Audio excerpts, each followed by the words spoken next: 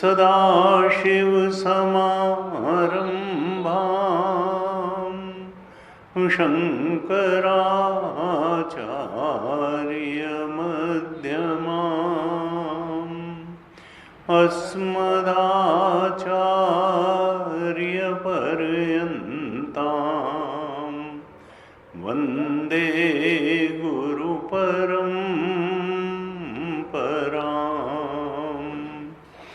अज्ञानतिमिरान्धस्य ज्ञानाञ्जनशलाकया चक्षुरुन्मीलितं येन तस्मै श्री गुरवे नमः। तस्मै श्री गुरवे नमः। सच्चिदानन्दरूपाय विश्वोत्पत्त्यादिहेतवे तापत्रयविनाशाय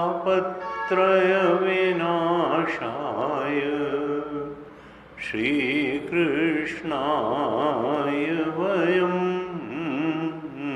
नुमः। यं प्रव्रजन्तमनुपेतमपेतकृत्यं द्वैपायनो विरहकातर आजुहाव पुत्रेति तन्मयतया तरवोऽभिनेदुः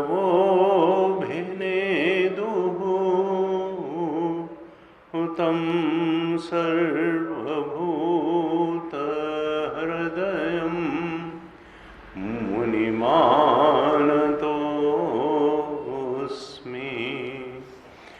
तं सर्वभूतहृदयं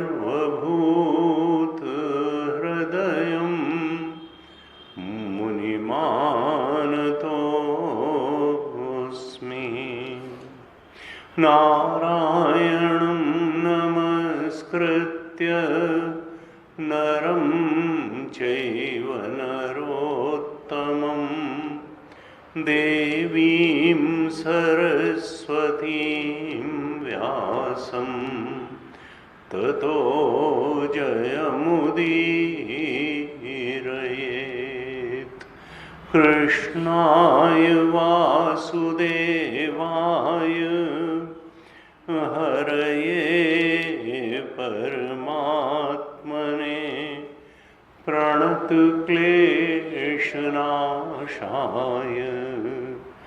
गोविन्दाय नमो नमः। प्रणतक्लेशनाशाय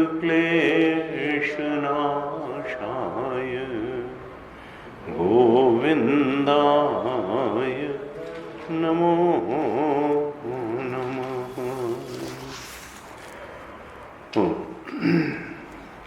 श्रीमद् भागवत महापुराण के तृतीय स्कंद पर हम चर्चा कर रहे हैं। इसमें कुल 33 अध्याय हैं और हम इसके 30 अध्यायों तक चर्चा कर चुके थे। ये अंतिम अध्याय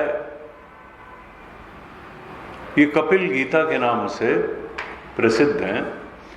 इसमें भगवान कपिल अपनी माता देवहूति को सांख्य शास्त्र का उपदेश करते हैं और ये श्रेष्ठवर सांख्य है, यानी जो 6 सिस्टम्स ऑफ इंडियन फिलॉसफी हैं, जो षड दर्शन हैं, उनमें जो सांख्य कारिका पढ़ाई जाती है ईश्वर कृष्ण की, तो वो तो निरीश्वरवादी है सांख्य।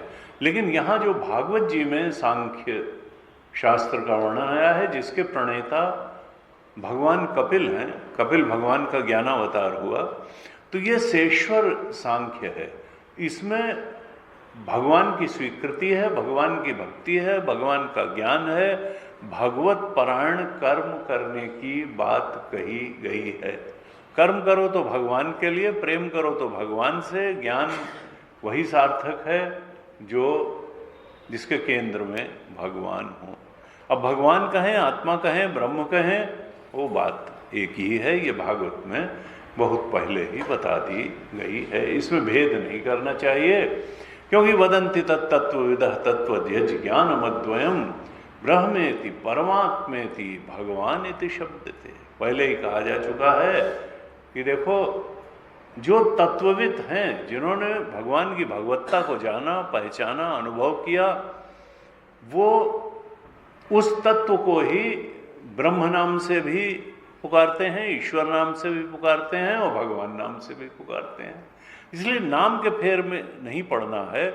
यहाँ तक कि हमको कर्म, भक्ति और ज्ञान के फेर में भी नहीं पड़ना है, क्योंकि अंत में सत्य का बोध होना चाहिए। भागवत के प्रारंभ में ही मंगलाचरण में कहा था व्यास भगवान ने कि सत्यम परम धीमहि, हम उस परम सत्य का ध्यान करते हैं। अब भक्त लोग उसको भगवान कहते हैं, वेदांती उसको ब्रह्म कहते हैं, योगी उसको ध्यान द्वारा पाने का प्रयास करते हैं। लेकिन पाना किसको है, जानना किसको है, अनुभव किसको करना है, बोध किसका प्राप्त करना है, उसी परम सत्य का। वदन्ति तत्तत्वविदः, जिसको तत्वविद, जो अद्वय ज्ञान है, वदन्ति तत्त्वज्ञ ज्ञानम अद्वयम्, वही अद्वय, वो ज्ञान स्वरूप है, अद्वय ज्ञान है। संसार का ज्ञान फिजिक्स का अलग, केमिस्ट्री का अलग, फिलॉसफी का अलग, पॉलिटिकल साइंस का अलग, मैथमेटिक्स का अलग, यहाँ भेद होता है ज्ञानों में। लेकिन परमात्मा का ज्ञान तो एक ही है। तत्वज्ञ वो ज्ञान स्वरूप है, वो नॉलेज ऑफ समथिंग नहीं है, वो नॉलेज इटसेल्फ है, वो ज्ञान स्वरूप है। वो किसी चीज का ज्ञान नहीं है, किसी विषय का ज्ञान नहीं है। उसके ज्ञान से तो ज्ञानी बुद्धि जो है वो थोड़ा बहुत ज्ञान ले करके ज्ञानी बनती है। बुद्धि का ज्ञान अपना नहीं है, उधार का लिया हुआ है। आत्मदेव से ज्ञान की कुछ किरणें ले करके बुद्धि ज्ञानी बन जाती है और समझती है कि हम तो बहुत जानते हैं। और फिर उपनिषद और गीता और भागवत के उपदेशों पर भी प्रश्न चिन्ह लगाने की कोशिश मानवीय बुद्धि करती है। जिस आत्मदेव के, जिस भगवत तत्व के ज्ञान से ज्ञानी बनती है थोड़े से, क्योंकि प्रतिबिंब का तेज कभी बिंब के तेज के समान हो नहीं सकता। तालाब में पड़ा हुआ सूर्य का प्रतिबिंब कभी नभस्थ सूर्य के तेज के बराबर नहीं हो सकता। इसीलिए तरह से बुद्धि में पड़ा हुआ उस आत्मज्ञान का प्रतिबिंब कभी उतना समर्थ नहीं हो सकता जितना आत्मा का ज्ञान स्वयं है। इसलिए जो आत्मज्ञानी है, जो ब्रह्मज्ञानी है, जो स्वरूप का ज्ञान रखने वाला संत है, उसको ही ज्ञानी हमारे यहाँ कहा गया। बाकी संसार का ज्ञान रखने वाले आपेक्षिक ज्ञान रखते हैं, एक से दूसरे के ज्ञान में अंतर हो सकता है, लेकिन वो ज्ञान सत्य का ज्ञान नहीं है, वो माया का ज्ञान है, वो इस भ्रमात्मक माइक जगत का ज्ञान है, और वो ज्ञान परम आनंद तक पहुंचाने वाला नहीं है। क्योंकि आत्मा का स्वरूप लक्षण क्या है? ब्रह्म का और भगवान का स्वरूप लक्षण क्या है? सत्य चित आनंद। जो सत्य है वही चेतन है और वही आनंद है। जब तक उस भगवानानंद, आत्मानंद, ब्रह्मानंद की प्राप्ति, स्वरूपानंद की प्राप्ति हमको नहीं होगी, हम दुनिया के आनंदों के पीछे दौड़ते ही रहेंगे, दौड़ दौड़ के परेशान होते रहेंगे, और काल का पंजा शरीर को लेके चला जाएगा, लेकिन ज्ञान की, सुख की तलाश पूरी नहीं होगी।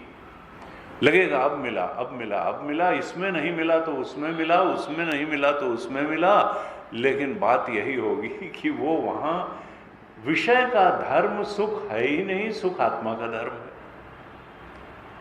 विषय का धर्म अगर होता सुख, तब तो हम विषयों को प्राप्त करके और सुखी हो जाते, लेकिन चूंकि विषयों का धर्म सुख है ही नहीं, सुख तो आत्मा का धर्म है, इसलिए जब तक आत्मज्ञान नहीं होगा, आत्म सत्य की प्राप्ति नहीं होगी, आत्मचेतन को हम अपने स्वरूप के रूप में पहचान नहीं लेंगे, आत्मानंद का बोध नहीं हो जाएगा, तब तक पुनरपि जन्मम पुनरपि मरणम पुनरपि जननी जठरे शयनम, यही शरीर से शरीर की यात्रा चलती रहेगी, परिस्थिति से परिस्थिति की यात्रा चलती रहेगी, और मनः स्थिति से मनः स्थिति में भटकाव चलता रहेगा। इस सब संसरण से मुक्ति पाने का एकमात्र उपाय है जो यहाँ कपिल गीता में बताया। भगवान कपिल ने अपनी माताजी को कि तुम सारे भाव से अपने मन को भगवान के चरणों में निवेश कर दो। विषयों से, संसार के विषयों से मन को धीरे धीरे हटा करके और भगवान के चरणों में लगा देना। अभ्यासेन तु कौन्तेय वैराग्येण च गृह्यते। असंशयम महाबाहो मनोनिग्रहम चलम। भगवान ने कहा अर्जुन से, ठीक कहते हो अर्जुन, इस मन को संयमित करना, कहीं से हटाना और कहीं लगाना बड़ा कठिन है, लेकिन असंभव नहीं है। क्या करना चाहिए कि अभ्यासेन तो कौन्तेय वै, गलत जगह से हटाओ, यानी संसार से हटाओ, संसार को उतना ही ध्यान दो जितना ये ध्यान देने लायक है। ये रोटी कपड़ा मकान के अलावा कुछ देने में की सामर्थ्य इसमें नहीं है। ये तुमको परम शांति और परम तृप्ति नहीं दे सकता है, इसलिए इससे वैराग्य करो और भगवान के चरणों में मन लगाने का अभ्यास बढ़ाते चले जाओ, बढ़ाते चले जाओ। ऐसे करोगे, अभ्यास और वैराग्य का सहारा लोगे, तो धीरे धीरे मन जो है भगवद रंग में रंग जाएगा, और तब तुम्हारी वृत्ति सहज रूप में भगवत चिंतन में प्रवाहित होगी। तो भगवान ने, कपिल भगवान ने पूर्व के अध्यायों में ज्ञान की बात बताई, निर्गुणी भक्ति की बात बताई, 4 स्तर की भक्ति बताई। हिंसात्मक। तमोगुणी भक्ति भी बताई, रजोगुणी भी बताई, सतोगुणी भक्ति भी बताई और निर्गुणी भक्ति। यानी भगवान के अलावा भगवान से कुछ चाहिए ही नहीं। भगवान को ही पाने के लिए निष्काम भक्ति जब की जाती है तो वो भक्ति माया के अंतर्गत की जाने वाली भक्ति नहीं है, वो त्रिगुण के अंतर्गत आने वाली भक्ति नहीं है। भक्ति ऐसी चीज है जो स्वयं ही त्रिगुणातीत है, निर्गुणी भक्ति, और त्रिगुणातीत परमात्मा तक पहुंचाने वाली है। ऐसी निर्गुणी भक्ति का उपदेश किया माता देवहूति को, ज्ञान का उपदेश किया और कहा कि देखो योग का भी उपदेश किया। भगवान ने विभिन्न तत्वों का उपदेश किया। कहा देखो भगवान साधु पुरुष को ही मिलते हैं। आत्मबोध के लिए चित्त का पवित्र होना अत्यंत आवश्यक है। और वास्तव में देखा जाए तो आध्यात्मिक उन्नयन की दो ही सीढ़ियां हैं, एक है चित्त की शुद्धि और दूसरी है आत्मज्ञान। और इन दोनों के लिए वैराग्य बहुत आवश्यक है। वैराग्य जीवन में अगर बढ़ेगा, संसार की कलई हमारे सामने खुलती चली जाएगी, इस देह की सीमाएं हम समझते चले जाएंगे, संसार की विषयों की, उनके भोगों की, उनके संग्रह की सीमाएं समझते चले जाएंगे। तो परीक्ष लोकान कर्मचितान ब्राह्मणों निर्वेदन, इस संसार को गहराई से देखते चले जाओ, वैराग्य तो अपने आप हो जाएगा। अपने जीवन को देख लो, औरों के जीवन को देख लो। तो ये बहुत मन लगाने लायक चीज नहीं, ये तो बस साधन धाम मोक्ष कर द्वारा। संसार तो भगवत भजन के लिए मनुष्य शरीर भी अच्छा है और मनुष्य लोक भी अच्छा है, बाकी यहाँ बहुत कुछ पाने के लिए नहीं है।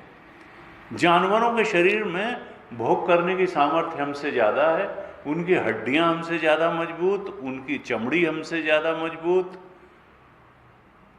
देव योनि में भी जा करके हमसे ज़्यादा भोग मिल जाते हैं। तो कहा देखो जीवन में साधुता बढ़नी चाहिए, पवित्रता बढ़नी चाहिए। और साधुता बढ़ाने के लिए कहा था सत्संग। तयेते साधवा साध्वी सर्वसंग विवर्जिता संगस्तेषु अथ ते पिरार्थ्य संग दोष हरा ही ते। 25वें अध्याय का 24वां श्लोक कहा था कपिल भगवान ने कि देखो वैसे तो आसक्ति बहुत जो है आध्यात्मिक उन्नति में बाधा है, आसक्ति नाम की चीज, लेकिन वही आसक्ति अगर सर्व संग विवर्जित साधु के साथ हो जाए, संत के साथ हो जाए, तो वो आसक्ति संग दोष को हरण करने वाली होती है, संग दोष को बढ़ाने वाली नहीं होती है। संत से प्रेम संसार से प्रेम को कम कर देगा, विषयों से प्रेम को कम कर देगा। इसलिए सारी साधनाओं में सबसे बढ़ करके साधना सत्संग को ही बताया गया है, क्योंकि सत्संग में अनायास ही चित्त पवित्र हो जाता है, लक्ष्य का बोध हो जाता है और व्यक्ति की वृत्ति लक्ष्य में निर्बाध रूप से लगने लगती है। गंगा की धारा के समान हमारी वृत्ति आत्मचिंतन में लग जाती है। अनन्य भाव से भक्ति हमारे हृदय में नृत्य करने लगती है। इस प्रकार से ज्ञान, भक्ति और वैराग्य, योग सबकी बात कपिल भगवान ने बताई। अब सब साधनों का वर्णन करने के बाद 31वें अध्याय में कपिल भगवान जीव की गति का वर्णन करते हैं कि ये जीव मरण के पश्चात यानी देह छोड़ने के पश्चात किस प्रकार की गति को प्राप्त करता है। तो इसके लिए हमारे शास्त्रों में बहुत तरीके से अन्य जगह भी कहा कि अन्ते स्मृति सा गति। गीता में 8वें अध्याय में भगवान ने बहुत स्पष्ट रूप से बताया था कि अंतकाले च मामेव स्मरण मुक्त्वा कलेवरम यह प्रयाति समद्भावम याति नास्ति अत्र संशय। अंत काल में जिसका स्मरण करते हुए ये जीव देह छोड़ता है, वह शरीर उसको प्राप्त हो जाता है। अंत काले तो इसलिए कहा कि जो मुझे अंत काल में स्मरण करते हुए शरीर छोड़ता है, वो मुझ कृष्ण परमात्मा को प्राप्त होता है, वो अगले किसी कुकर शुकर या मनुष्य देव योनि को नहीं प्राप्त करता है। यह प्रयाति सब मद भावम याति, वो परमात्मा भाव को प्राप्त करता है, वो देह भाव को प्राप्त नहीं करता है, जो अंत समय में मेरा स्मरण करते हुए शरीर का त्याग करता है। और कहा लेकिन जन्म जन्म मुनि जतन कराही, अंतराम कही आवत नाही। तुलसीदास जी ने कहा तो इसके लिए क्या करें कि जिसने जीवन भर भजन नहीं किया है, वो अंत समय में भी याद कर नहीं पाएगा। अंत समय में तो दवाई की, डॉक्टर की जो प्रियजन छूट रहे हैं उन्हीं की याद आने लगेगी। तो इसलिए भगवान ने वहां फिर कहा कि तस्मात् सर्वेषु कालेषु माम अनुस्मर युद्धेच। तुम संसार में अपने सारी ड्यूटीज को निभाते हुए, अपना कर्म करते हुए हर समय मुझे अवश्य याद करते रहो, जिससे अंत समय में भी मेरा स्मरण करने की सामर्थ्य तुम में बनी रहे। मई अर्पित मनोबुद्धि, अपनी मन और बुद्धि को संसार को मत दो, संसार के विषयों को मत दो, संसार के भोग पदार्थों को मत दो। तुम तो अपनी मन बुद्धि को मुझ कृष्ण परमात्मा को समर्पित करो। मई अर्पित मनोबुद्धि माम एव ऐष्यसि असंशय। अगर तुम अपनी मन और बुद्धि मुझे समर्पित करोगे जीवन पर्यंत, तो तुम मुझे प्राप्त करोगे, इसमें कोई संशय नहीं है। यानी भगवान हमारे शरीर को नहीं चाहते, भगवान हमारे धन को नहीं चाहते। अखंडा जी महाराज कहते हैं, देखो 3 चीजें भगवान ने सबको दी हैं, तन मन और धन। लेकिन हम तन और मन, ये जो है, हम धन से भगवान की सेवा करना चाहते हैं, हम तन से भगवान की सेवा करना चाहते हैं। लाओ थोड़ा काम कर दें, गुरुद्वारे में तो बहुत ही ज्यादा संगत के जूते ही साफ कर दिए। तो उनका हम बस एक चीज परमात्मा को देने में कतराते हैं, मन। और मन हम संसार को देना चाहते हैं। संसार चांटे पे चांटे लगाता है कि हम बहुत मन लगाने लायक नहीं हैं। तो लेकिन हम तो कहते नहीं, भगवान कहते हैं हमको तुम्हारे मन के अलावा कुछ चाहिए नहीं। ये तन और धन संसार को बहुत तुम्हारा पसंद है, तन और धन से संसार की सेवा करो, मन मुझे, मई अर्पित मनो बुद्धि मामेव वैश्यसि असंशय।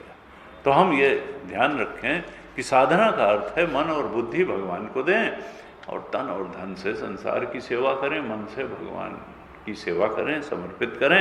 यानी भगवत स्मरण में जीवन बिताएं। सर्वेषु कालेषु माम अनुस्मर युद्धेच, अपना काम भी करें और भगवान का स्मरण करें। कठोपनिषद में भी कहा कि अगली गति क्या होती है, यथा कर्म यथा श्रुतम। जैसा हमारा कर्म होगा और जैसा हमारा ज्ञान होगा, क्योंकि ज्ञान श्रवण का ही परिणाम है। जिसने सत्संग किया, जिसने ठीक तरह से श्रवण किया, उसके ही हृदय में सत्य का ज्ञान उद्भूत होगा। तो जिसका श्रवण जैसा है, जिसका ज्ञान जैसा है, उसका कर्म भी वैसा होगा। अगर ज्ञान ही ठीक नहीं है तो कर्म कैसे ठीक होगा। जिसको ये ज्ञान है कि अरे संसार में सब चलता है, अब देखिए बेईमानी, अब एकदम से तो ईमानदार होकर नहीं रहा जा सकता है, तो फिर वो घालमेल करेगा उसका, क्योंकि ज्ञान ही गलत हो गया, ज्ञान ही शास्त्र के अनुसार नहीं रह गया। वो तो ज्ञान जो है हियरसे का हो गया, मनमानी हो गया, मनमानी निष्पत्तियां बना करके, मूल्य मान्यताएं बना के उसने जीवन जीना शुरू कर दिया।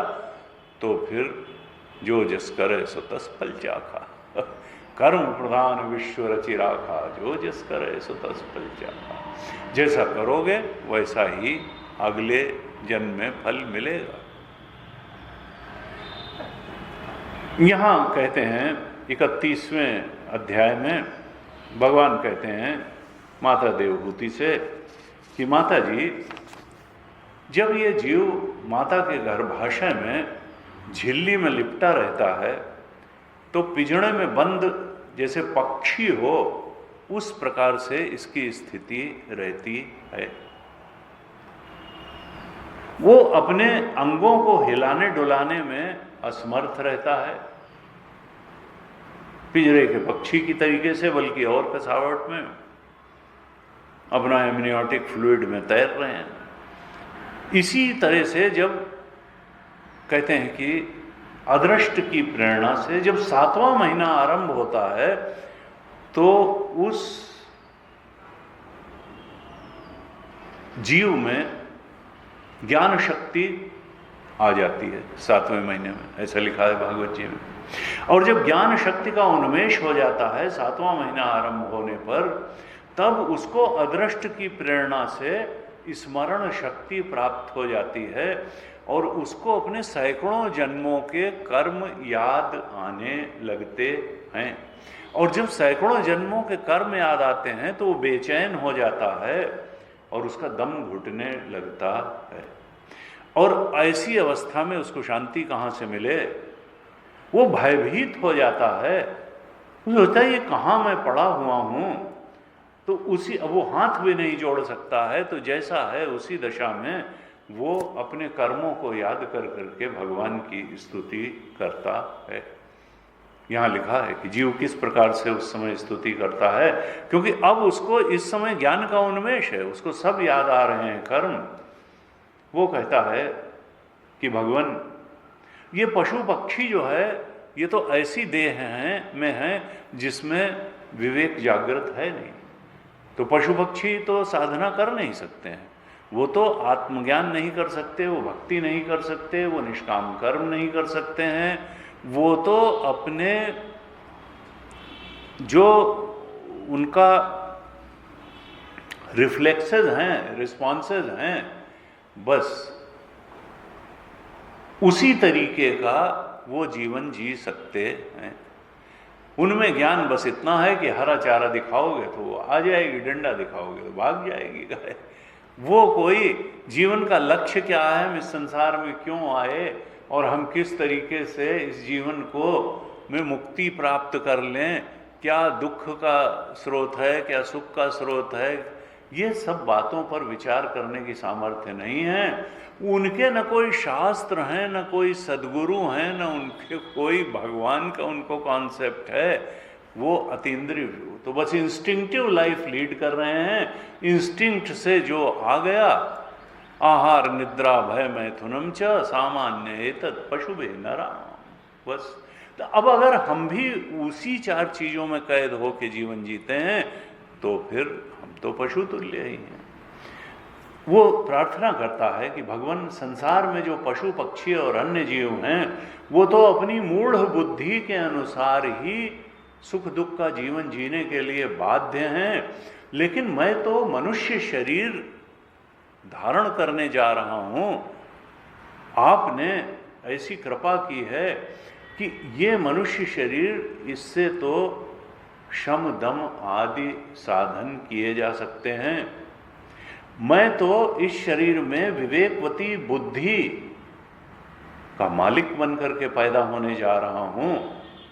मैं तो आपका स्पष्ट दर्शन कर रहा हूं कि आप सर्वव्यापक हैं, मेरे हृदय में भी चेतना बन करके बैठे हैं, बाहर संसार भी आपके ही चलाए चल रहा है, मेरा ये शरीर भी आपका ही दिया हुआ है, मेरे हृदय में आप चेतना बन करके बैठे हैं, मेरी वाणी में आपकी ही सामर्थ्य से बोलने की शक्ति है, मन में चिंतन की शक्ति है, इंद्रियों में, आँख में देखने की शक्ति है, हाथ में ग्रहण करने की। आप ही मेरी एक एक इंद्रिय, मन और बुद्धि की सामर्थ्य बन करके बैठे हैं। आप ही सूर्य में तेज बन करके बैठे हैं, आप ही चंद्रमा की किरणों की शीतलता बन करके बैठे हैं, आप ही तो सब जगह सब रूप में विराज रहे हैं। मैं भीतर बाहर सब जगह आपका अनुभव कर रहा हूँ और मैं ये प्रतिज्ञा करता हूँ कि जब मैं माता के गर्भ से बाहर आऊँगा तो मैं आपकी साधना, आपकी भक्ति के अलावा और कोई काम में आसक्त नहीं होऊंगा। पहली बात तो यह है कि मेरी गर्भ से बाहर आने की इच्छा ही नहीं है, क्योंकि मैं जानता हूं कि गर्भ से बाहर आने पर आपकी माया घेर लेती है। और सुखदेव जी ने यही किया, वो 12 साल तक निकले ही नहीं, और निकले भी तो वो अपना जो अभी अम्बिलिकल कार्ड वार्ड सब लिए हुए भागे अपना उधर, और फिर कहते हैं बराह पीडम वगैरह कुछ वो उनको जो है सुनाया व्यास जी के भक्तों ने। तब उन्होंने कहा हमारे गुरु हैं, उनके पास ऐसे और भी बहुत से श्लोक हैं। तब वो लौट करके आए और उन्होंने भागवत महापुराण अपने गुरु से, अपने पिता से सुना, और फिर परीक्षित जी को सुनाया और हम लोगों को भी मिला। तो वो कहता है, जीव को उस समय ज्ञान रहता है, और जीव कहता है कि मेरी तो अब गर्भ से बाहर आने की इच्छा नहीं है, क्योंकि मुझे मालूम है कि माया घेर लेती है, और फिर माया घेर लेती है तो व्यक्ति को संसार चक्र में पड़ना पड़ता है। तो मैं तो हृदय में आपके चरणों को स्थापित करके केवल आपके स्मरण में जीवन बिताऊंगा, और फिर जिससे कि ये संसार के दुख मुझे फिर न प्राप्त हो और मुक्ति प्राप्त हो जाए।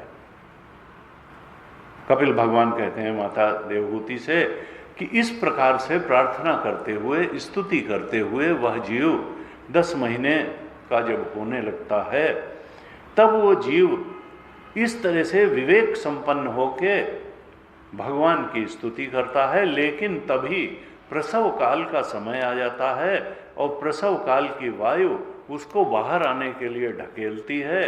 वो सिर नीचे करके बड़े कष्ट से गर्भ से बाहर निकलता है। उस समय उसकी श्वास की गति रुक जाती है, और उसकी पूर्व स्मृति नष्ट हो जाती है। गर्भवास का सारा ज्ञान नष्ट हो जाता है, और वो फिर से देहाभिमानी हो करके विपरीत गति यानी अज्ञान दशा को प्राप्त हो जाता है, और जोर जोर से रोना शुरू कर देता है। वहां आता है, कबीर ने कहा, कबीर जब हम पैदा हुए जग हंसा हम रोए, ऐसी करनी कर चलो हम हंसे जग रोए। तो हर जीव तो रोता है, और सब कहते हैं अरे बड़ा देखो स्वस्थ बच्चा हुआ कितना, और नाक कैसी है, और कान कैसा है, और क्या कैसा है, और वो अपना जो है फिर धीरे धीरे कहा। इस प्रकार से वो बालक से कुमार अवस्था, पौगंड अवस्था, तमाम अवस्थाओं में होता हुआ बालक और युवा अवस्था में पहुंच जाता है। और युवा अवस्था में पहुंचने पर जब उसको इच्छित भोग की प्राप्ति नहीं होती है तो फिर क्रोधित होता है, क्योंकि कामात क्रोधो भी जायते। जब कामनाएं की पूर्ति व्यक्ति के जीवन में नहीं होती तो क्रोध आता, और ये काम और क्रोध आध्यात्मिक उन्नति के लिए विष के समान है। कामेश क्रोधेश रजोगुण समुद्भव महाशनो महापापमा विद्येन वैरिणम। भगवान ने 3रे अध्याय के अंत में कहा, अर्जुन इनको बैरी जानो, साधक के बहुत बड़े बैरी ये हैं। सब क्रोध जो है साधना की पूंजी को जला के खाक कर देता है, और काम आगे ही नहीं बढ़ने देता, क्योंकि काम तो संसार की कामनाओं में ही फंसाए रहेगा, वो भगवान की भक्ति में मन को लगने ही नहीं देगा। कहा बालस्तावत क्रीड़ा सकता, तरुणस्तावत तरुणी सकता, वृद्धस्तावत चिंता सकता, परमे ब्रह्मणि को भी न सकता, भज गोविंदम भज गोविंदम गोविंदम भज मूढ़ मते। इस प्रकार से इसको सुख कब मिला?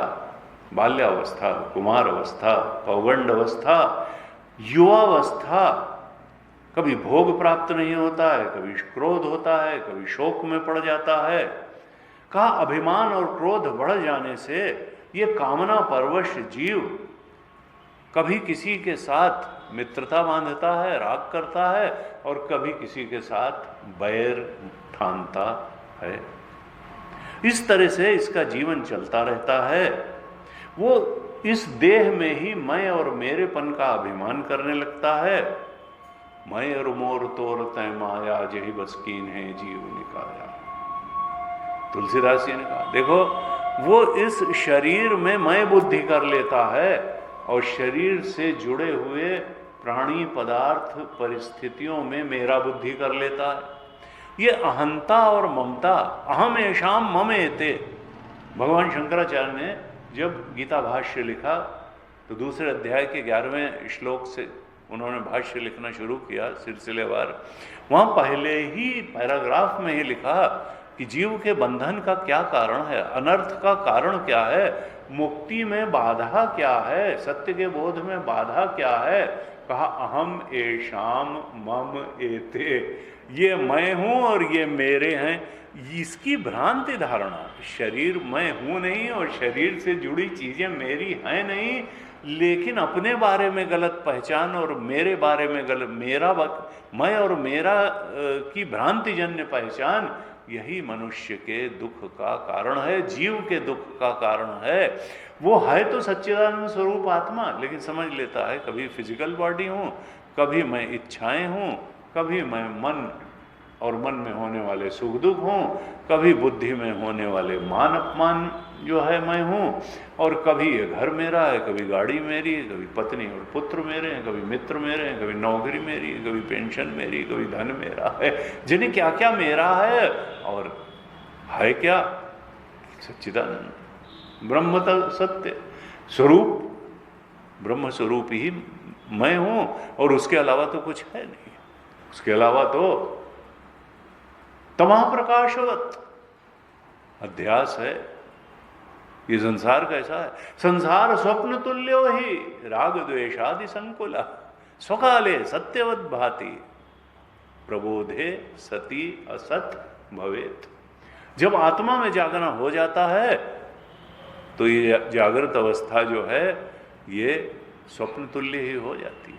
संसार स्वप्न तुल्य ही, राग ये हमारी वासनाओं के कारण ही ये संसार हमने बनाया है, शरीर हमने बनाया है, और उसमें आसक्त हम हुए हैं, उसके सुख दुख को भोग रहे हैं, उसके मान अपमान को भोग रहे हैं, उसके जीवित होने मरने को भोग रहे हैं। इस सब के मूल में क्या है? हमारी वासनाएं, हमारी इच्छाएं। इसीलिए बार बार चाहे गौतम बुद्ध हो या गीता हो या उपनिषद हो, उन्होंने कहा भाई इच्छाओं में कमी करो, इच्छाओं में कमी करो, इच्छाओं में कमी करो, हो सकता है तो इसको जीरो कर दो।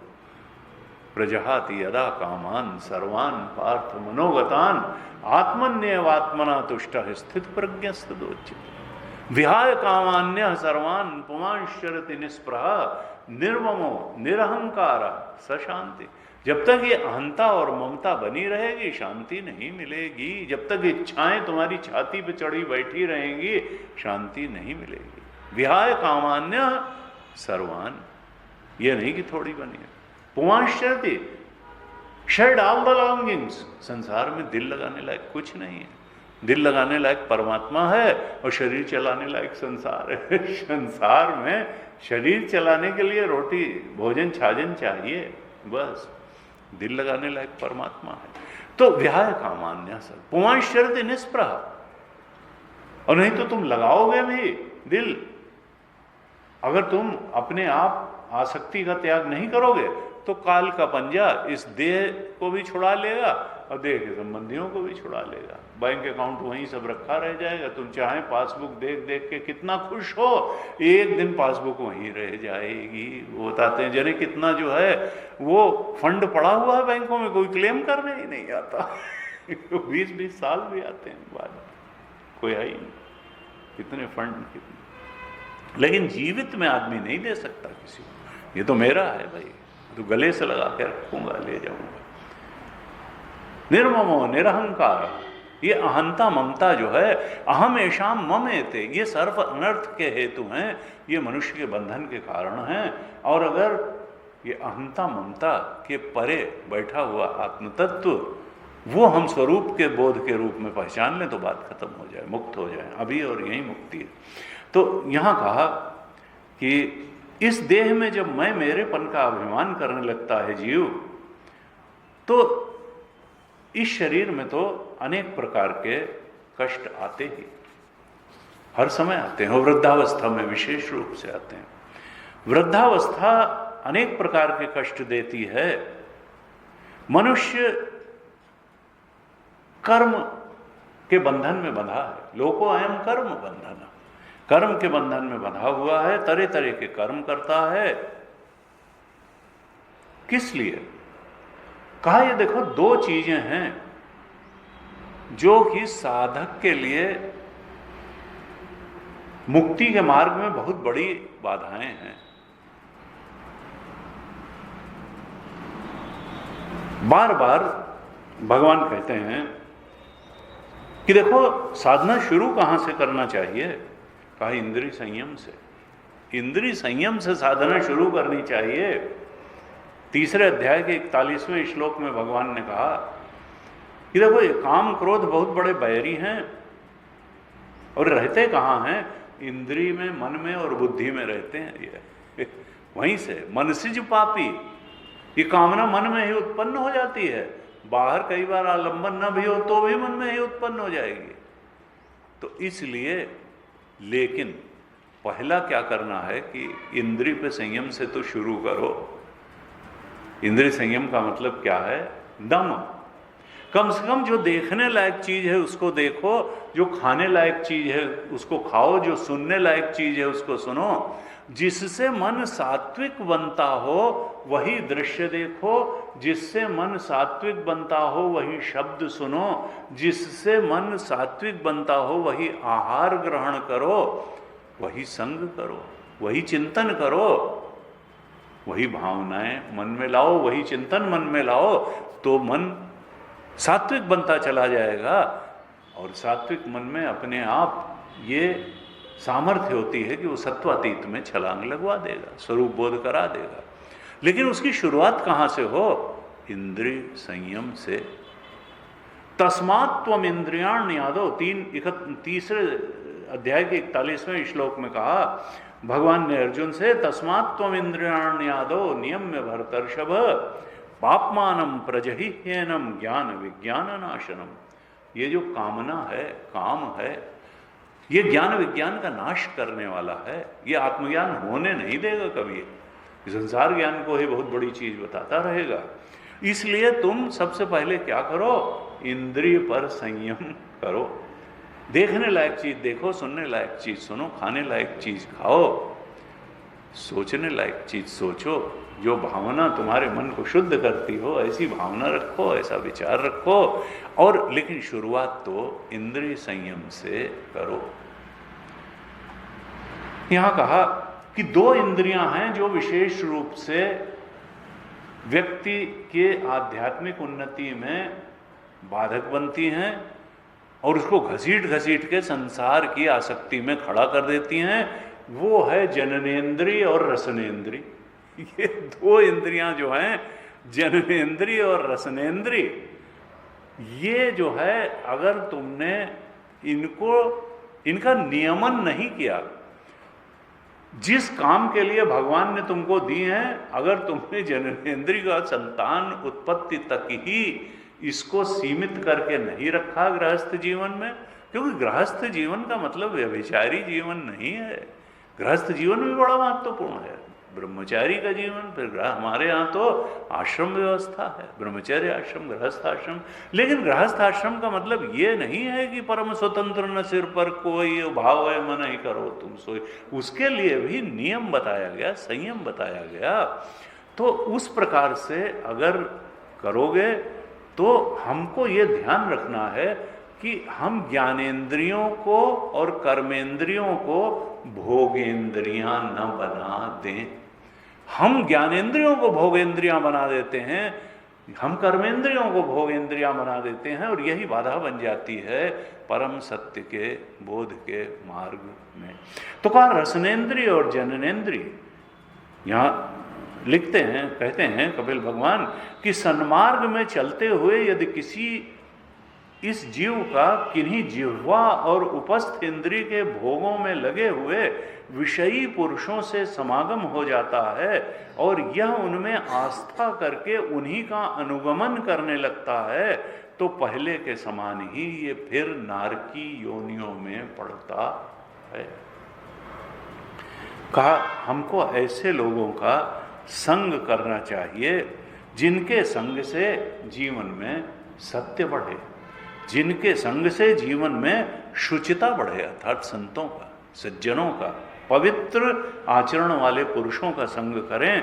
जीवन में सत्य बढ़े, शुचिता बढ़े, दया बढ़े, वाणी का संयम बढ़े, बुद्धि और विवेक बढ़े, जीवन में ह्री लज्जा बढ़े, हमको खराब काम करने में लज्जा आवे, यश की वृद्धि हो, क्षमा की वृद्धि हो, मन और इंद्रियों का संयम हो, ऐश्वर्य भी हमारा बढ़े, धन संपत्ति भी बढ़े, उससे कोई नुकसान नहीं, लेकिन सही मार्ग से बढ़े, सत्कर्म करते हुए बढ़े। और अगर ऐसा न हुआ, हमने विषयी पुरुषों का ही समागम किया और सत्संग नहीं किया, तो सारे सद्गुण नष्ट हो जाएंगे, जो होंगे वो भी चले जाएंगे। हमको सद्गुण बढ़ाने के मार्ग पे चलना है, सद्गुण को कम करने या नष्ट करने के मार्ग पर नहीं चलना है। कहा वो अत्यंत शोचनीय हैं जो रसनेन्द्रिय और जननेन्द्रिय के आसक्ति में पड़ करके जीवन को पतन की मार्ग की ओर बढ़ाते ही चले जाते हैं, बढ़ाते ही चले जाते हैं, बढ़ाते ही चले जाते हैं। ये बहुत बड़े बंधन का कारण है। कहा ये भगवत प्रेम और आत्मज्ञान में बड़ी बाधाएं हैं, इन दोनों की आसक्ति। इसलिए इनसे वैराग्य ज्ञान के भी लिए आवश्यक है और भक्ति के लिए आवश्यक है। अगर वैराग्य नहीं होगा तो न ज्ञान टिकेगा, ज्ञान होगा ही नहीं, और हो भी गया थोड़ा बहुत आचार्य बल से, शास्त्र बल से, ईश्वर के, तो टिकेगा नहीं। बिनु गुरु होए कि ज्ञान, और ज्ञान की होए विराग बिनु, चले कि जल बिनु नाव, कोटि जतन पचि पचि मरिए। तो ज्ञान और वैराग्य ये तो बहुत आवश्यक है, ऐसे बताया। कहा ना, वैसे सुग्रीव जा करके राग में लिप्त हो गया, क्योंकि वर्षा ऋतु आ गई थी। ये वह सीता जी की खोज तब की जाएगी जब थोड़ा सा वर्षा ऋतु समाप्त हो जाए, तब सब तरफ वानर जा करके जानकी जी की खोज करेंगे। लेकिन वो तो ऐसा रास रंग में डूबा कि भूल ही गया कि सीता का पता भी लगाना है। और तब फिर भगवान ने कहा, लक्ष्मण को भेजा कि जाओ उससे कह दो कि वो बाण अभी भी हमारे तरकश में है जिससे बाली को मारा था। तब डरा और हनुमान जी को कहा, भाई अब आप ही निपटो, आप ही मंत्री हो, आप ही। हनुमान जी ने कहा बस ठीक है। उन्होंने लक्ष्मण जी को कहा, इन्हें भेज दिए गए, उनका बैक डेट में काम करो, सबको भेज दो। और फिर जो है उनको आदर सत्कार पूर्वक बैठाया, और जब देखा कि नहीं लक्ष्मण जी उतने क्रोधित नहीं हैं, तो वो भी सामने निकल आया। और गुरु जी कहते थे वो उसी चारपाई के नीचे घुसा हुआ था जिस पे लक्ष्मण जी बैठाए गए थे। तो जो है वो अंदाज रहा था। और फिर जब भगवान के सामने गया तो उसने नाथ जीव तब माया मोहा सो निस्तरे तुम्हारी छोया।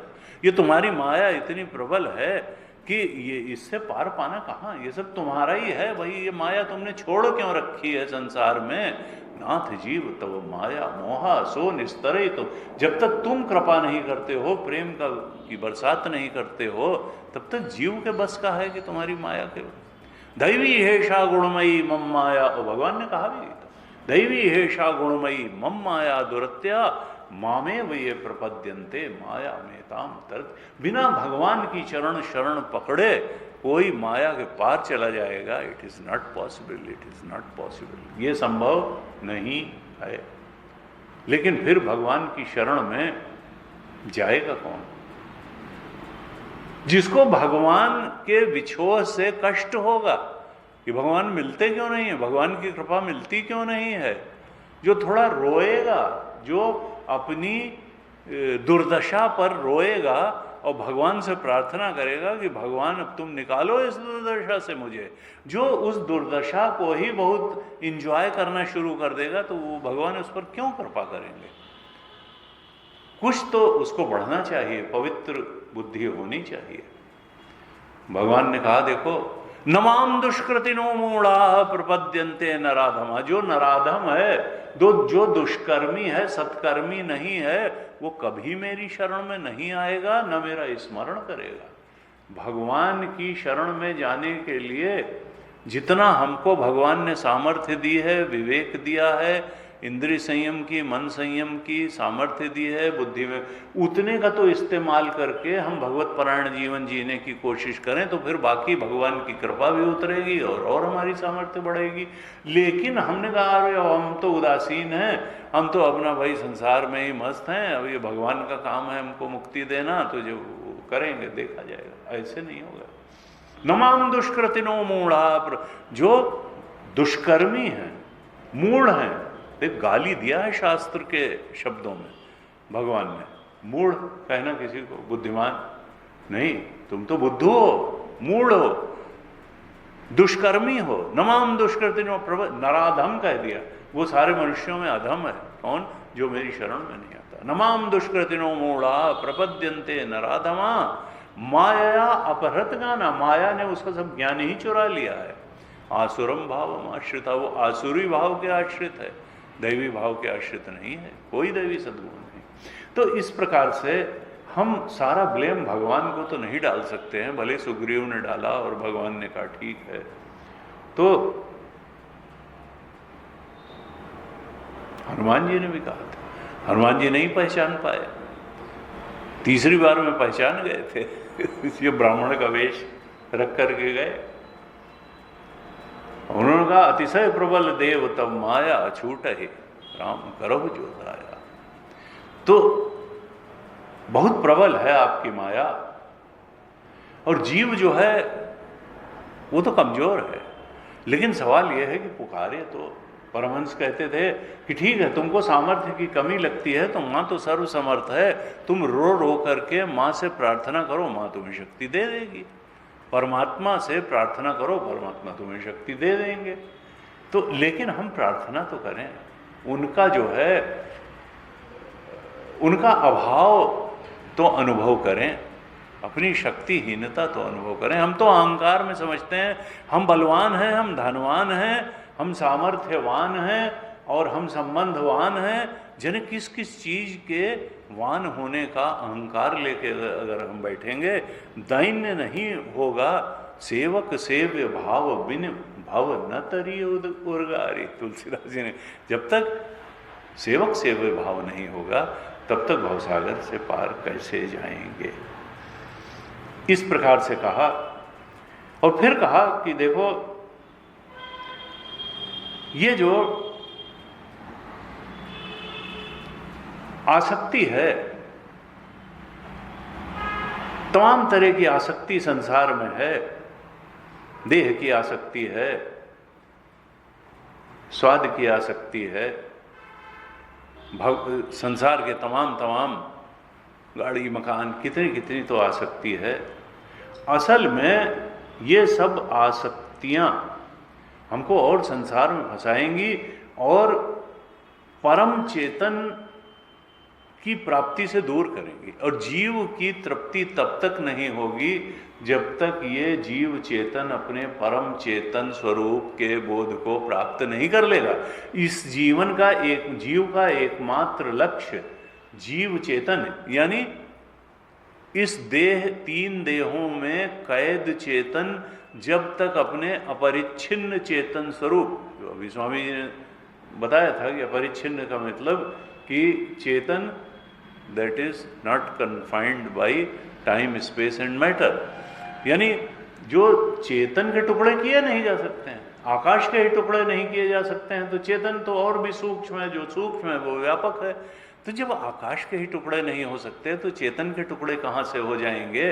तो इनका चेतन अलग, इनका चेतन अलग, इनका चेतन अलग, ये वही कहाँ से हो जाएगी? हमारी भ्रांति है कि हम समझते हैं कि हम जीव चेतन हैं।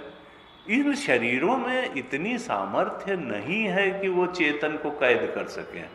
घड़े में इतनी सामर्थ्य नहीं है कि वो आकाश को कैद कर सके। ये तो हम उपयोगिता पर दृष्टि रखने के कारण कहीं घटाकाश कह देते हैं, कहीं मठाकाश कह देते हैं।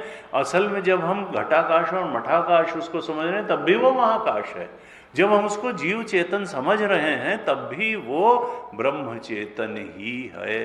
ये तो हमारी भ्रांति है कि हमने चेतन को जीव चेतन, शरीर में कैद चेतन मान लिया। भाई चेतन नहीं कैद हो सकता शरीरों में। अभी और यहीं हमारा जो स्वरूप है वो ब्रह्म चेतन ही है। त्रिविध परिच्छेद छेद शून्य ही चेतन हो सकता है। ये टाइम स्पेस और मैटर में इतनी ताकत नहीं है कि चेतन को कैद करे। तो कहा कि ये जो परम चेतन है, अपने सच्चे स्वरूप से प्रेम करके उसके बोध में प्रतिष्ठित हो जाना। लेकिन ये कब तक नहीं होगा? जब तक संसारासक्ति, देहासक्ति, विषयासक्ति हम छोड़ने के लिए पूरा प्रयास नहीं करेंगे। और इसमें जो लीडिंग व्यापी रहे संसार मह माया कटक प्रचंड और सेनापति कामादि भट्ट दंभ कपट पाखंड है। तुलसी बाबा ने जीव की कमजोरियां गिनाते हुए उत्तरकांड में कहा कि चिंता सांपिन को नहीं खाया, को जग जाहि न व्यापी माया। सुत बित लोक ईसना तीनी के ही कय मती न कृत न मलिनी। मलिन कर देती है पुत्रेषणा वित्तेषणा। और कहा ये माया जो है अपने पूरी सेना के साथ चली है। कैसी सेना लेके चली है? कहा व्याप रहो ब्रह्मांड में माया कटक प्रचंड। ये माया की सेना व्याप्त है, प्रचंड सेना है। उसके सेनापति कौन है? सेनापति कामादि भट्ट। काम आदि ये कामनाएं ही सेनापति हैं। दंभ कपट पाखंड ये सब सेनापति हैं माया के। तो इनसे जो है माया से पीछा छुड़ाना है। तो फिर ये कहा इसी प्रकार से अब हमारे यहाँ क्या सनातन धर्म में है, ये नहीं कि इस जन्म में अगर हम पुरुष हैं तो अगले जन्म में भी पुरुष हों, क्योंकि अंते स्मृति सा गति। जीवन भर अगर स्त्री में आसक्ति रही है तो मरते समय भी होगी और अगले जन्म में स्त्री बन जाएगा। अभी पुरंजनोपाख्यान आएगा, उसमें यही है। वो वैदर्भी बन गया, पुरंजन वैदर्भी बन गया और उस समय जो है वो अपने पति को ही सब मानने लगा। तो स्त्री पुरुष बन सकती है, पुरुष स्त्री बन सकता है, ये सब खेल ऐसे ही। और जीव क्या है? जीव नैव स्त्री न पुमानेषु न चैवा नपुंसक यद यद शरीर मादत्ते तेन तेन सरक्षते। ये जीव जो है वो न स्त्री है, न पुरुष है, न नपुंसक है। ये तो जिस शरीर में आ जाता है बस समझता है यही शरीर मेरा है, उसी की रक्षा के चक्कर में पड़ता है। लेकिन वो तो प्रारब्ध से मिला है, वो तो रुकेगा नहीं, रक्षा तो कर नहीं पाएगा, वो तो चला जाएगा। तो कहा इस प्रकार से स्त्री भी पुरुष रूपी माया में आसक्त हो जाती है और पुरुष स्त्री रूपी माया में आसक्त हो जाता है। स्त्री जब पुरुष रूप में प्रतीत होने वाली मेरी माया को ही धन पुत्र और ग्रह आदि देने वाला अपना पति मानता रहता है। ये देखिए, ये नहीं कहा। कई लोग कहते हैं कि भाई ये स्त्री को ही को क्यों कहा गया? यहाँ भागवत में पुरुष को भी माया कहा गया। दोनों ही जो भी आसक्ति का आलंबन है वो माया है और आसक्ति अपने आप में माया है। कहा अब यहाँ तो बड़ी कठोर बात कह दी गई है लेकिन कहा उन पुत्र पति और ग्रह आदि को विधाता की निश्चित की हुई अपनी मृत्यु ही जानो। कई बार सर नहीं कहती ये बात आपने क्यों नहीं प्रवचन में, हमने कहा फिर लोगों को अच्छी नहीं लगी, ज्यादा ही कड़ी बात है। ये कहते हैं कि स्त्री में आसक्त रहने के कारण अंत समय में स्त्री का ही ध्यान रखने से जीव को स्त्री योनि प्राप्त होती है। इसी प्रकार स्त्री योनि को प्राप्त हुआ जीव पुरुष रूप में प्रतीत होने वाली मेरी माया को ही धन पुत्र और ग्रह आदि देने वाला अपना पति मानता रहता है। उन पुत्र पति और ग्रह आदि को विधाता की निश्चित की हुई अपनी मृत्यु ही जानो।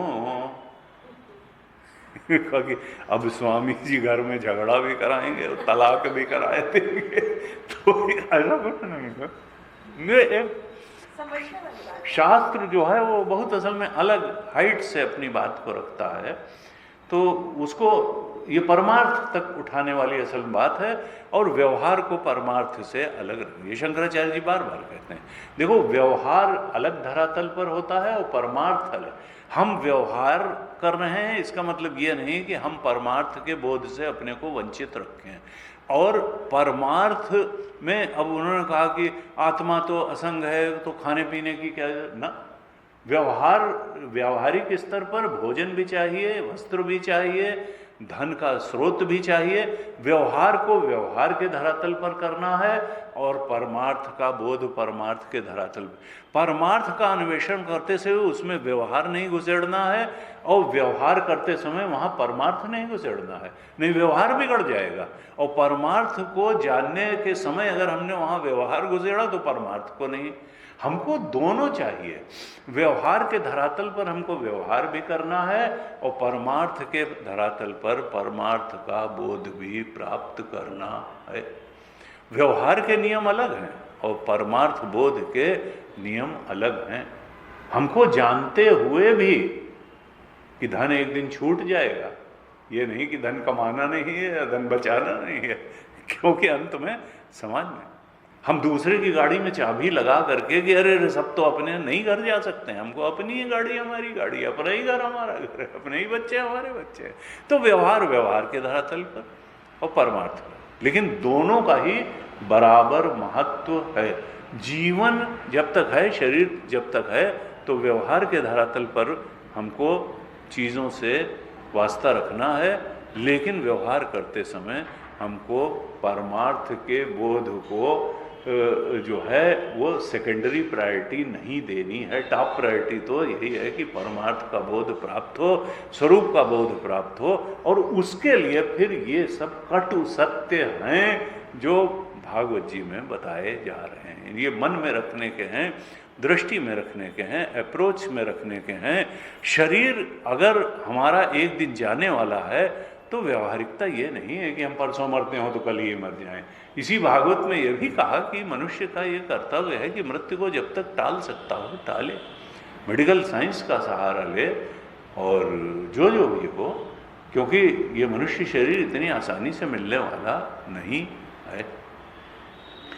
कहते हैं जीव का उपाधि रूप लिंग शरीर मोक्ष पर्यंत उसके साथ रहता है, क्योंकि ये भोग साधन है। लिंग शरीर भोग साधन है, यहीं तो सुख दुख की अनुभूति होती है, यहीं तो मान अपमान की अनुभूति होती है सूक्ष्म शरीर या लिंग शरीर में। और मृत्यु क्या है? स्थूल शरीर से सूक्ष्म शरीर का अलग हो जाना, यही तो मृत्यु है। असल में सूक्ष्म शरीर की तो मृत्यु होती नहीं, इच्छाओं की मृत्यु होती नहीं है। ये भोग साधन तो अपने प्रारब्ध के अनुसार अगले स्थूल शरीर में चला जाएगा और वहाँ पर जो इच्छाएं अधूरी रह गई हैं और जो प्रारब्ध का परिपाक उसके भोग के लिए अगले शरीर में प्रवेश कर जाएगा। तो वास्तव में तो मृत्यु जैसी कोई चीज़ है नहीं। मृत्यु का मतलब तो सूक्ष्म शरीर का स्थूल शरीर से अलग हो जाना है। और लोग कहेंगे कि मर गए, लेकिन हम तो अगले स्थूल शरीर में चले जाएंगे। हमको तो जब तक ज्ञान से अज्ञान का नाश नहीं होगा कारण शरीर, जब तक वासनाएं इच्छाएं नहीं मरेंगी, तब तक हमारा जीवत्व भी नहीं मरेगा और ब्रह्मत्व प्राप्त नहीं होगा। तो असली मरना, असली प्रलय यह है कि इच्छाओं का प्रलय हो जाए, जीवत्व का ही प्रलय हो जाए, और वो तो ज्ञान से ही होगा। ऐसे कहा। फिर कहते हैं 31वें अध्याय के अंत में कहते हैं कि अतः मुमुक्षु पुरुष को चाहिए कि वो न भय करे, न दीनता करे, न मोह करे, दैन्य न रखे। भगवान ने हमको बहुत सामर्थ्य दी हुई है। कई बार लोग कह रहे हम कहाँ, हम तो बहुत साधारण ना। हमको है उद्धरेद आत्मनात्मानम नात्मानम अवसादयेत आत्मैव आत्मनो बंधु आत्मैव बंधुरात्मात्मनस्तस्य येनात्मैव आत्मना जिता अनात्मनस्तु शत्रुत्वे वर्तेत। जिसने अपने मन इंद्रियों को जीता वही अपना सबसे बड़ा मित्र है, और जिसने नहीं जीता, जो मन और इंद्रियों की गुलामी करते हुए जिया, वो अपना सबसे बड़ा शत्रु है। तो हम प्रयास करें कि हम मन और इंद्रियों का संयम करके इन्हें भगवत स्मरण में लगाते हुए, सद्गुणों के अर्जन में लगाते हुए और दुर्गुणों का त्याग करते हुए जीवन जिए, तब न हमें भय होगा, न दीनता होगी, न मोह होगा। कहा इस प्रकार से जीव के स्वरूप को जान करके कपिल भगवान कहते हैं माता जी से कि धैर्य पूर्वक और असंगता पूर्वक विचरना चाहिए। योग से युक्त होकर के, वैराग्य से युक्त होकर के, ज्ञानमयी बुद्धि से युक्त होकर के, शरीर को परमात्मा की धरोहर मान करके उसके प्रति और सब कुछ के प्रति अनासक्त रहते हुए इस धरती पर विचरण करना चाहिए। ये जगत का देखो जो साधनाएं हैं वो सत्य नहीं है। सत्य जो है वो परमात्मा है, साध्य सत्य है। कई बार लोग साधना में ही इतने आसक्त हो जाते हैं, गुरुजी कहते थे कि वो साध्य को भी भूल जाते हैं, साध्य को गौण स्थान दे देते हैं इतना साधना में। साधना किसी साध्य पर, सीढ़ी छत तक पहुंचाने के लिए होती है, सीढ़ी ही को अंतिम बात मत मान लो। छत पर पहुंचना अंतिम बात है, भगवान तक पहुंचना अंतिम बात है, साधना अंतिम बात नहीं। मनोनिग्रह भी एक सीढ़ी है और उपासना भी एक सीढ़ी है, एक साधना है। साध्य क्या है? परमार्थ सत्य की प्राप्ति, भगवत सत्य की प्राप्ति, ब्रह्म तत्व के बोध की प्राप्ति, ये हमारा प्राप्तव्य है। ये जो मनोनिग्रह है या उपासना है या योग है, ये सब परमार्थ सत्य की प्राप्ति के उपाय हैं।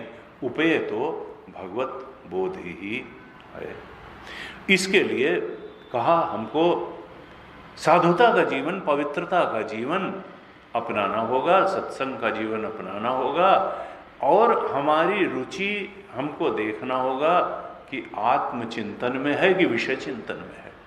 आत्मचिंतन में रुचि को, आत्मचर्चा में रुचि को बढ़ाते चले जाना है, आत्मचिंतन में रुचि को बढ़ाते चले जाना है। सर्वोच्च जो संत हुए वो इसी मार्ग से चल करके आत्मस्वरूप के बोध तक पहुंचे। आत्मचिंतन और आत्मचर्चा।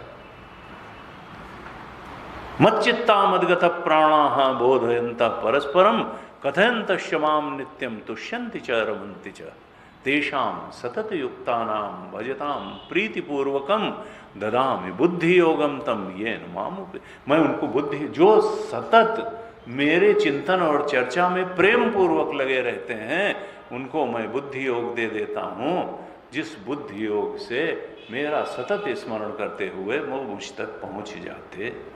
भगवान ने वादा किया। 32वें अध्याय में कहते हैं कपिल महाराज माता जी से, माता जी, दो तरीके के से धर्म का पालन किया जा सकता है। एक तो सकाम भाव से धर्म का पालन और दूसरा निष्काम भाव से धर्म का पालन। तो जो सकाम भाव से धर्म का पालन करते हैं वो तो कामनाओं से मोहित होकर के ही भगवान की आराधना पूजा करते हैं। उनका उद्देश्य भगवत प्राप्ति नहीं है, उनका उद्देश्य कामनाओं की पूर्ति है।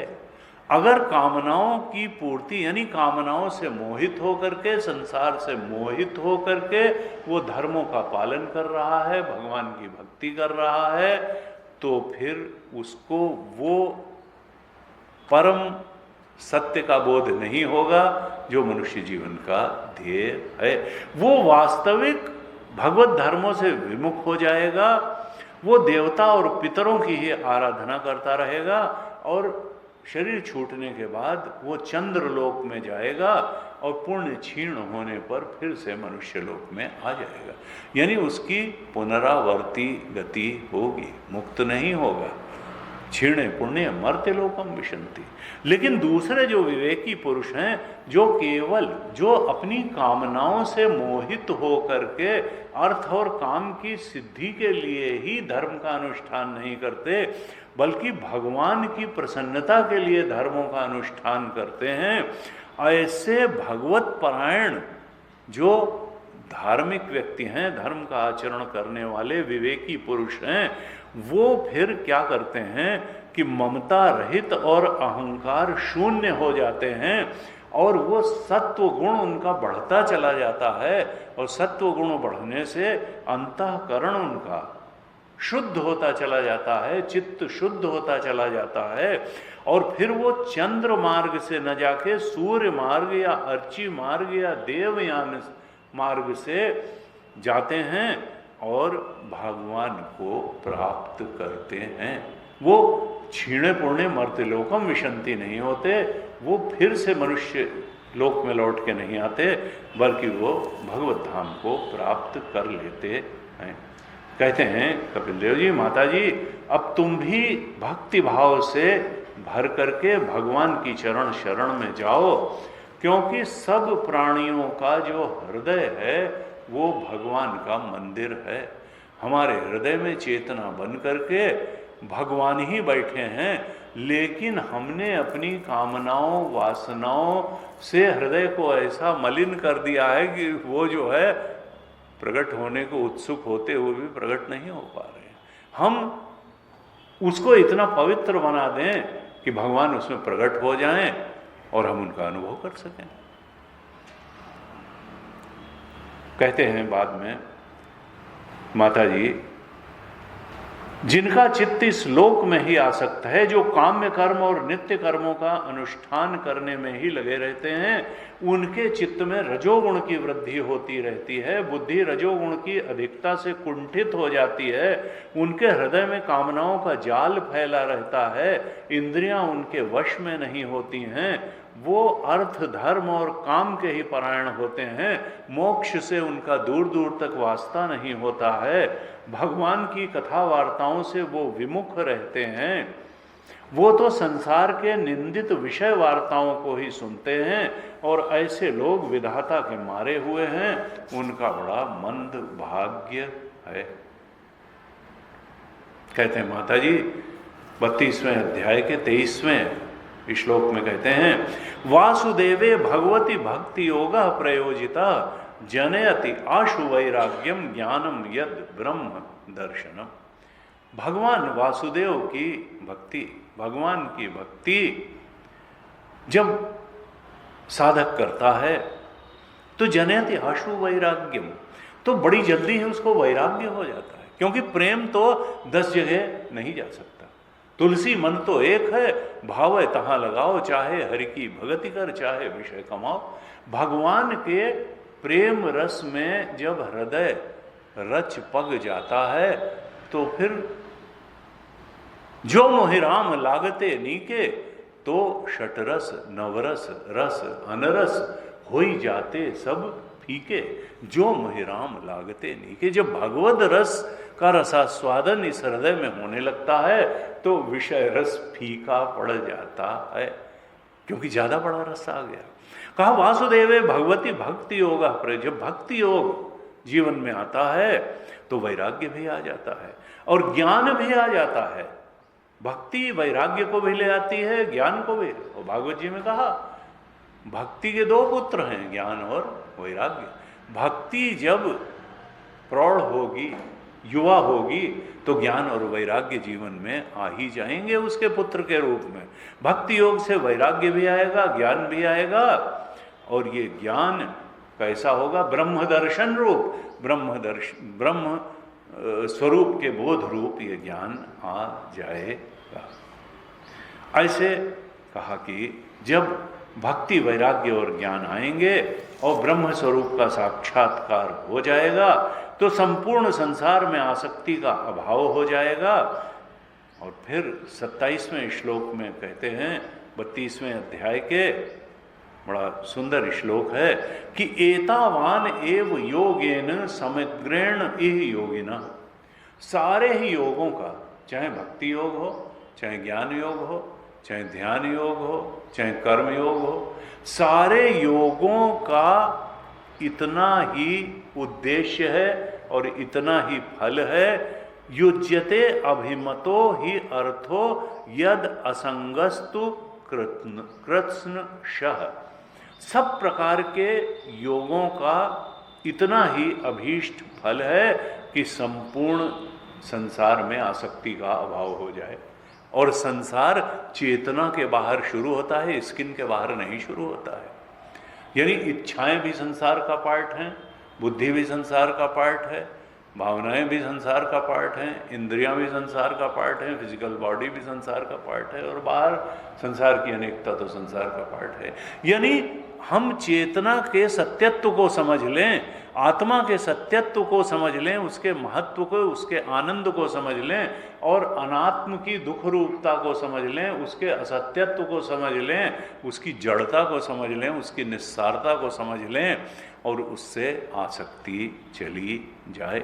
यही सारे योगों का फल है, यही भक्ति योग का फल है, इसी से वैराग्य और ज्ञान होता है।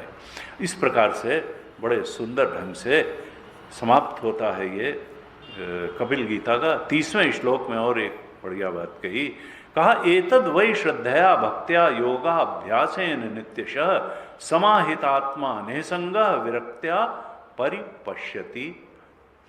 अपनी आत्मा को ब्रह्म रूप में वही देख सकता है जो श्रद्धा से भरा हुआ हो, जो भक्ति से भरा हुआ हो, जो वैराग्य से भरा हुआ हो, और जो असंग बुद्धि हो गया हो। ऐसी 5 चीजें बता दी। श्रद्धा होनी चाहिए, भक्ति होनी चाहिए, हमको सद्गुणों का अभ्यास होना चाहिए, यम नियम का पालन होना चाहिए, प्राणायाम प्रत्याहार धारणा ध्यान समाधि का पालन योगाभ्यास होना चाहिए, एकाग्र चित्त होना चाहिए, असंगता होनी चाहिए, और वैराग्य होना चाहिए।